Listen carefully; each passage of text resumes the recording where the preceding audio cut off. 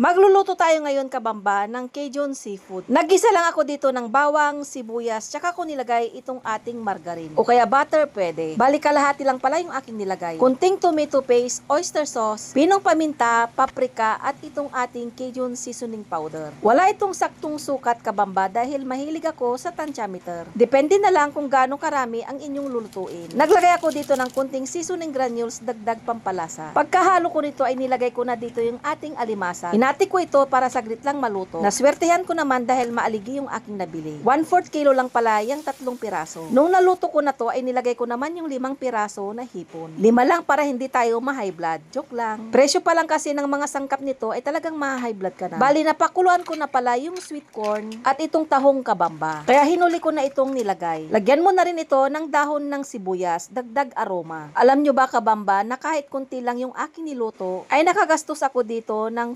420 pesos. Pero okay lang dahil minsan lang naman ito kabamba. Nag-crave kasi ako bigla kaya nakapagluto ako nito. Di mo na kailangan pang pumunta sa mamahaling restaurant. Dahil kahit lutong bahay lang ito, lasang pang mayaman naman ito kabamba.